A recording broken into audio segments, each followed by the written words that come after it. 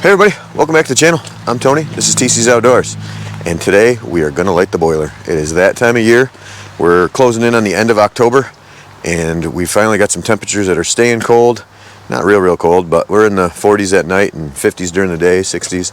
So the house is starting to cool off, and I think now we can light a fire in the classic Edge 350 and be able to maintain it without building up a ton of creosote.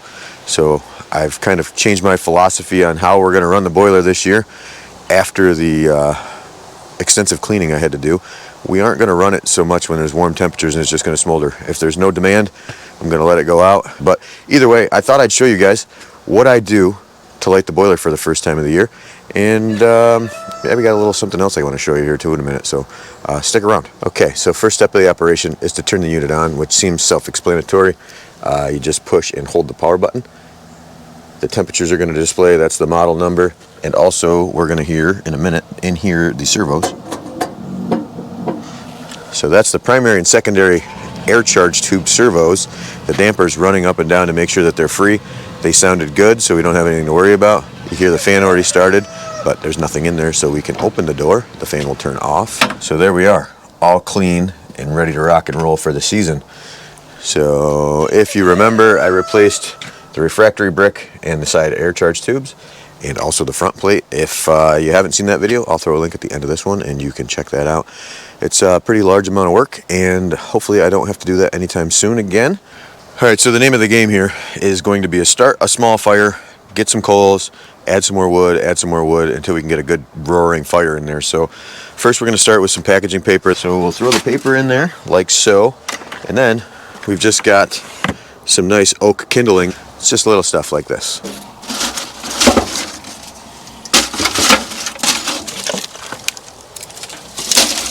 Alright, so she's all loaded. There's no real rhyme or reason. I just kind of throw it in there on top of the paper.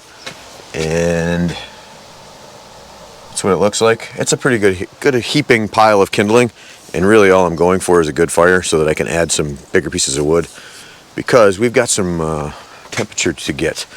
So the temperature of the water is 61 degrees. And we need to be 185, so we've got some room. So it's going to take quite a fire, and it's going to burn for quite a while. This is my weapon of choice to light the fire. Just a weed burner that I bought off of Amazon. It works sweet. I can throw a link in the description. You can use pretty much anything you want. If you wanted to use a lighter, you could if you wanted to fight with it. But this is way faster, so just turn the valve on. It's got a little clicker on it, and we're lit. So let's light this baby.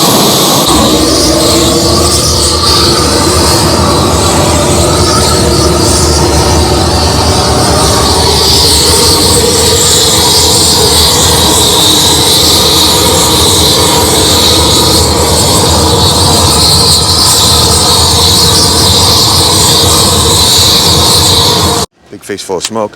So there you have it.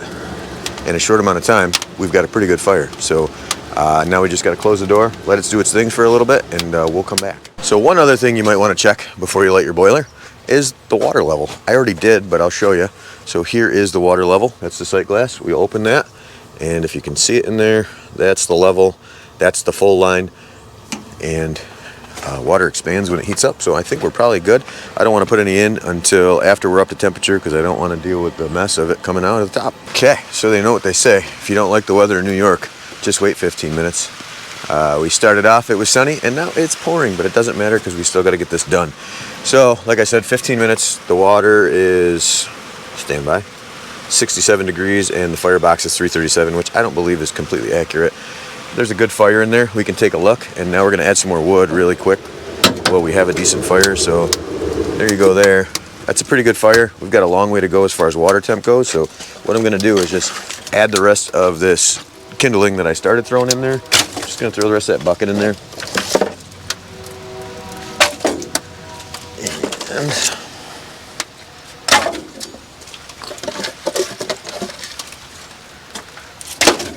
so that's a pretty good pile of little stuff. And then on top of that, so back here, the way I start my season off is burning all of the weird offcuts and stuff in the little chunks. So I'm just going to grab a few random pieces. That's kind of big. This is like punky stuff like this. It's just got to burn. We don't have a coal bed yet. We don't have really anything in there. So there's no ash, no nothing. So whatever we put in there, is going to be fantastic. So some of the smaller chunks like this is what we're going to load it up with. There is the load of wood. I think that should get us to the temperature that we're looking for as far as water, and then I'll be able to load it tonight before I go to bed. But either way, we'll come back out here shortly. I don't say shortly, probably in an hour or so, but in the meantime, I've got something I want to show you, so hold on a second. Okay, so here's what I wanted to show you guys. It's my new Barnet crossbow. It's the Barnet 390, and it has a crank assist. So this year is a little different than any other archery season I've had to deal with. I can't draw my bow. So I purchased a crossbow that has a cranking device. It's the end of October, or almost, and it's time to get in the woods. So I need to get this thing sighted in, and I thought I would show you guys kind of how it works, and we can sight it in together real quick. So it's pretty sweet. I put it together last night. It's one bolt. It's really super easy to assemble. Easy instructions to follow. I did shoot at like 10 yards just to make sure I was going to hit the target before I started this whole process, but I haven't sighted it in, so here we go. The cranking device is pretty simple to use. It stows right here behind the scope. You see these clips that come off, and there is just a little holder right there that those clip onto when you're not using them. And just put your foot in the stirrup like so. Flip the switch to the off position so you can free spool the cord out. Hook it to the strings on the inside of those guides, and then this handle right here just threads in. You do have to take this handle off every time, which is kind of a bummer. Flip that into the on position so that it ratchets like it's supposed to. Hopefully you guys hear that. And so this is what I was talking about. You want to make sure that you have these clips on the inside of these. Otherwise, when you start to back off of it, it comes down and they slam against the rail. Took me 2 times to cock it to figure that out, and it's really loud. So if you're going to cock this in the tree stand, you would be sounding off the alarm to everybody that you're there, and I don't think you want to do that. So that's it, and then just crank it up. It's got an automatic safety, so once the string is up and in place, the safety is on. There you go. So it gets all the way to where it stops. You just pull it up a little bit to relieve the tension. It's hard to do with one hand. Flip that down into the off position so it free spools again. Pull it off the string and just hook them back on behind the scope. We are shooting down there 20 yards to start off with, if you see the target right there. So I leveled this thing last night when I got it out of the package and checked that the scope was definitely not level. So I loosened up the bolts that hold it on the Picatinny rail and leveled it up.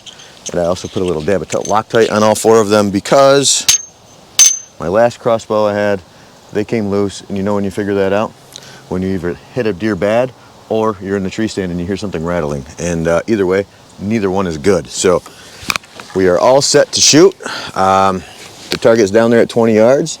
And we are going to aim at the top bullseye and see what happens here. Ambidextrous safety also, just so you know.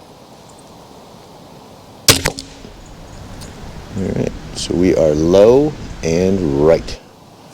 Looks like we got to do a little adjusting here. Let's see what we can get done.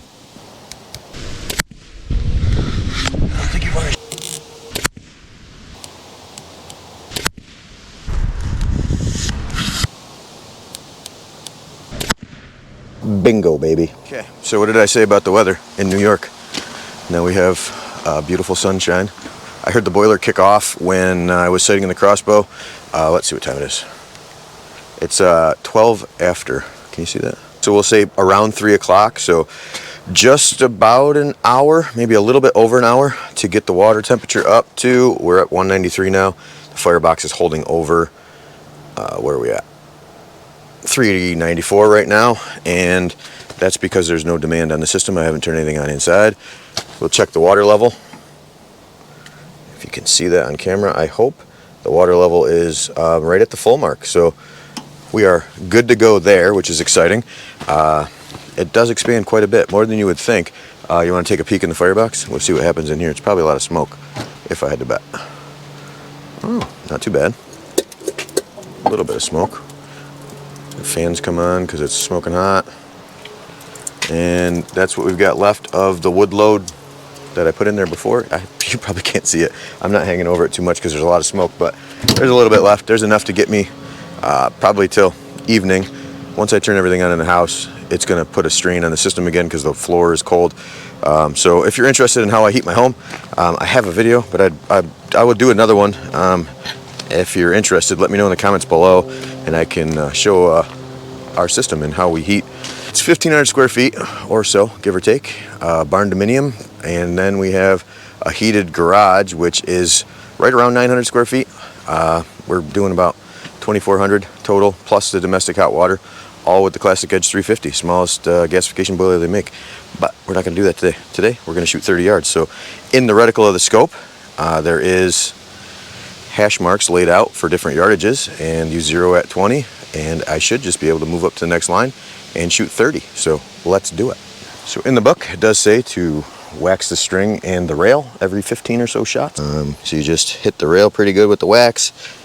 If you've never waxed a string before, you put the wax on the string and you have to work it into the string. It's not just apply and leave it. You just take it and kind of roll it on your fingers, and you only do the surfaces, like I said, without the serving wrapped on it, like around the cams and where the arrow rides or bolt. And if you don't do this, it won't last as long. Everything will start to fray, and that's a bummer, because this is an investment. Although it's not the most expensive one you can buy, there's still, money doesn't grow on trees, or at least where I live it doesn't. So if I waste all my money on crossbows, I can't waste all my money on firewood stuff. There you have it. The string is waxed. Let's cock it and load a bolt in it and fire it at 30 yards. You want to see the target? Way out there by the chicken coop. 30 yards. It does have a really quiet safety. My last crossbow, the safety was super loud. This one is whisper quiet. I'm going to shoot at the left bullseye. And I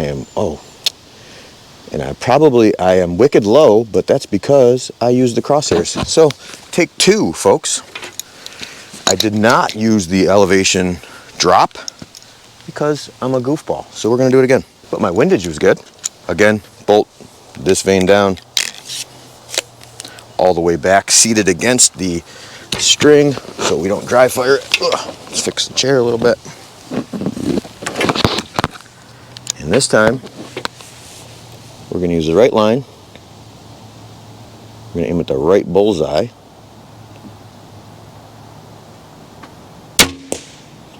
And I'm a little high, but that was probably me.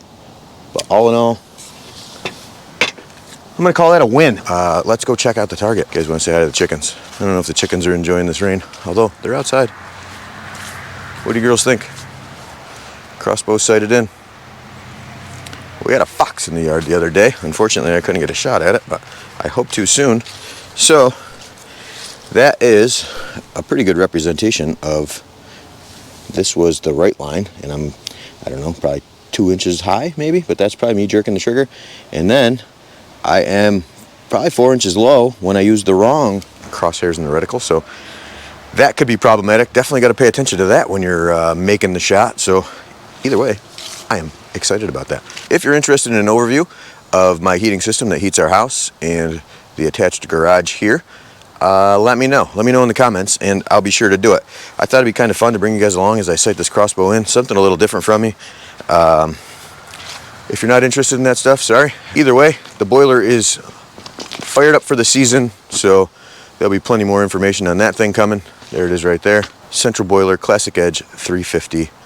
Completely overhauled and ready to rock and roll for the 2025-2026 burning season. So I hope you enjoyed the video. I hope to see you guys in the next one, and I hope you enjoy the rest of your day. Take care, guys. We'll see you.